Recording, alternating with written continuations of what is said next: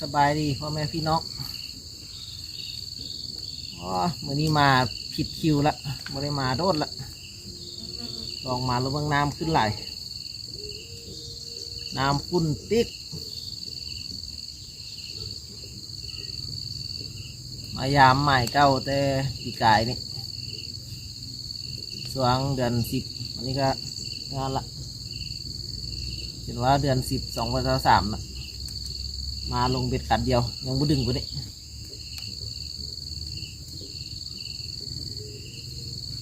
โอ้ยหำด่างแล้วไปเลย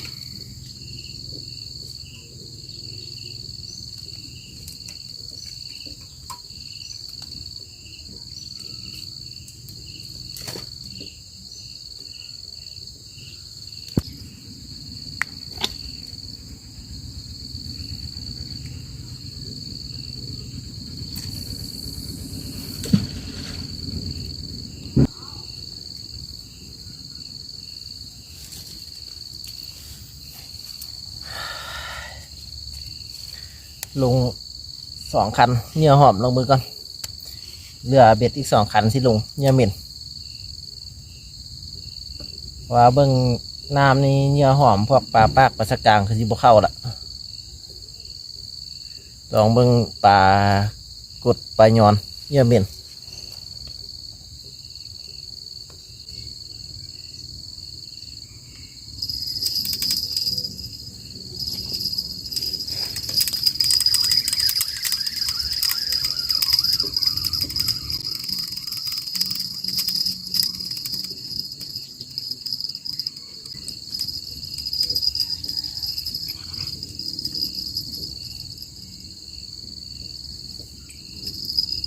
ปลาขยงโทน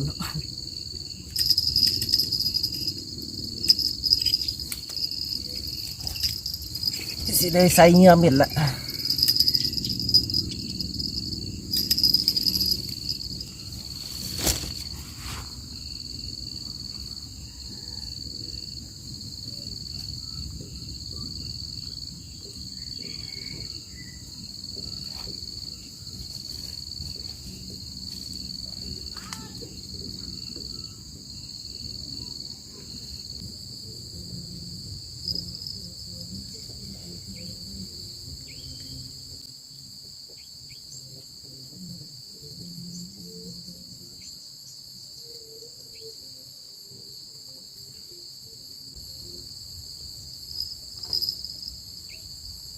ปลายอนมาแล้ว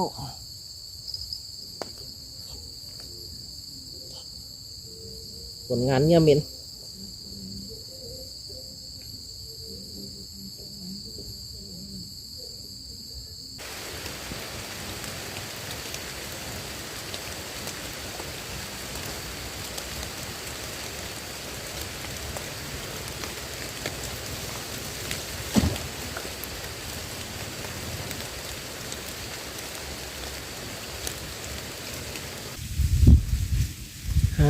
สบายดีพ่อแม่พี่น้องตึกเบ็ดอยู่รุมพนละบ่ได้ได้ปลา3 ตัวก็เลยมานี่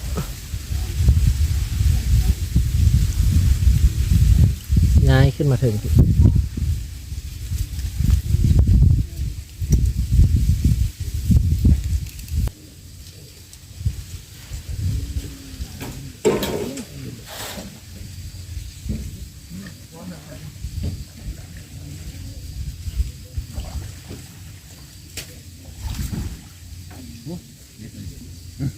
ใหญ่ไหมพี่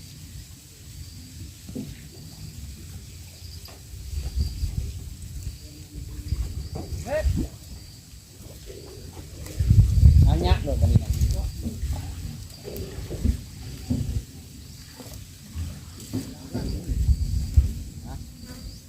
่าเงาะเลยได้ห้องเพื่อน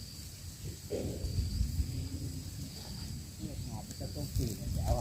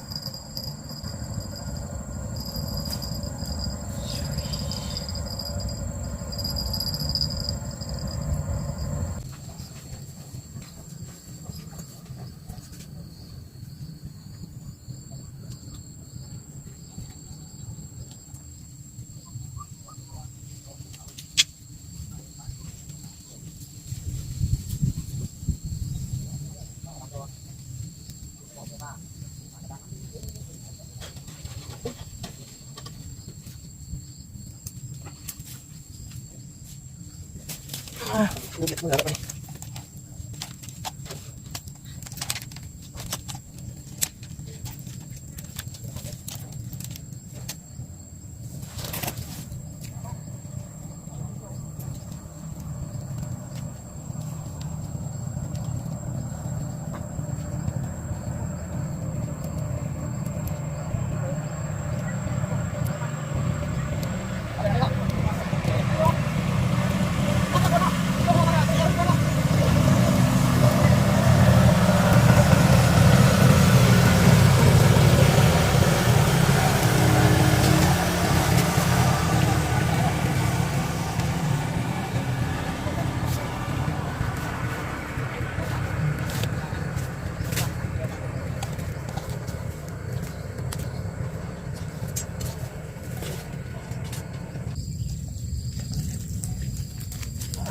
ผลงานแรงนึง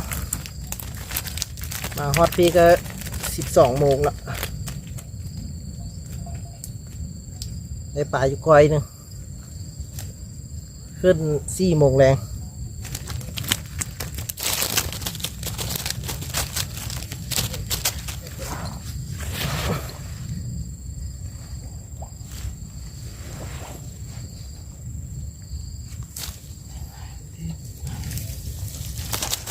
ลาก่อนบัดนี้ครับ